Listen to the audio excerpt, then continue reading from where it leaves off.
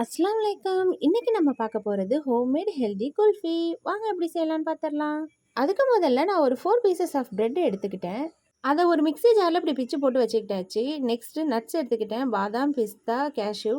இதை இன்னொரு மிக்ஸி ஜாரில் ஆட் பண்ணி ரெண்டுத்தையுமே இப்போ நல்லா பொடிச்சு எடுத்துக்கிட்டு வந்தாச்சு பாருங்க. ஓகே, இது ரெண்டுமே அப்படியே இருக்கட்டும். இப்போ 1/2 லிட்டர் மில்கை வந்து நல்லா காய்ச்சிக்கலாம். பாலை நல்லாவே காய்ச்சினதுக்கு அப்புறமா குங்குமப்பூவை 2 பிஞ்ச் வந்து ஆட் பண்ணிக்கிறேன். நெக்ஸ்ட்டு இது கூடவே 4 ஆர் 5 ஸ்பூன் வந்து சுகர் ஆட் பண்ணிக்கலாம். இன்னும் அதிகமாக ஸ்வீட்னஸ் வேணும்னா ஒரு 7 ஸ்பூன் வரைக்கும் நீங்கள் யூஸ் பண்ணிக்கலாம். ஜீனி நல்லா கரைஞ்சதுமே நம்ம பொடிச்சு வச்சுருக்கக்கூடிய நட்ஸ் பவுடரை ஆட் பண்ணிக்கலாம். அது கூட பிஞ்ச் ஆஃப் ஏலக்காய் பவுடர் ஆட் பண்ணிக்கலாம் ஃப்ளேவருக்காக. இப்போ நல்லா எல்லாத்தையும் கொதிக்க விட்டுறலாம். இப்போ அடுப்பை லோ ஃப்ளேம்லேயே வச்சு 10லேருந்து 15 நிமிஷம் வரைக்கும் நல்லாவே கொதிக்க விடுங்க. அப்போ தான் பால் நல்லா சுண்டி வரும். இப்போ பாருங்க, பால் நல்லாவே கொதிச்சு திக் ஆயிடுச்சு. இந்த ஸ்டேஜில் நம்ம பொடிச்சு வச்சுருக்கக்கூடிய பிரெட் இருக்குது இல்லையா, அதை ஆட் பண்ணிக்கலாம்.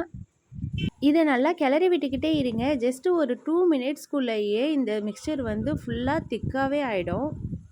இப்போ உங்களுக்கு நல்லா தெரியுதா நம்மளுடைய பால் வந்து எப்படி ஒரு க்ரீமி டெக்ஸ்டருக்கு மாறிடுச்சுன்றது.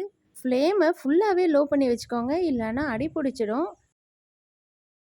நமக்கு ஃபுல்லாக இந்த கன்சிஸ்டன்சிக்கு வர வரைக்கும் அடுப்பில் வச்சுருந்துட்டு அடுப்பை நம்ம ஆஃப் பண்ணிடலாம்.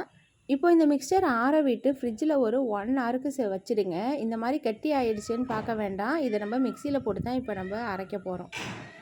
மிக்ஸி ஜாரில் நான் இதை ஆட் பண்ணும்போது வாசம் சும்மா அப்படி இருக்குங்க. குங்குமப்பூவோட வாசமும் ஏலக்காவோட வாசமும் இந்த நட்ஸ் எல்லாம் சேர்ந்து கம்பைண்ட் ஆகி கிடைக்கும்போது சூப்பராக இருந்துச்சு. ஓகே பாருங்கள், மிக்சியில் அரைச்சிட்டு வந்ததும் இந்த ரன்னிங் கன்சிஸ்டன்சியில் இருக்கும் நமக்கு. அதை வந்து நம்ம குல்ஃபி மோல்டில் ஆட் பண்ணிடலாம். இதை ஒரே அளவில் எல்லாத்துலேயுமே ஊற்றிக்கோங்க. உங்களுக்கு மார்னிங் டைமில் இதை சாப்பிட்ணுன்னா முதல் நாள் ஈவினிங் அல்லது நைட்டே வந்து இதை ரெடி பண்ணி நீங்கள் ஃப்ரிட்ஜில் வந்து செட் பண்ண விட்டுருங்க. அப்போ தான் நெக்ஸ்ட் டே மார்னிங்க்கு இதை சாப்பிட்றப்ப சூப்பராக இருக்கும். சிலருக்கு குல்ஃபியை என்ன மாதிரி நைட்டில் சாப்பிட தான் பிடிக்கும். அப்படி உள்ளவங்களாம் என்ன மாதிரி மார்னிங் செஞ்சு நைட்டு சாப்பிட்டுக்கோங்க.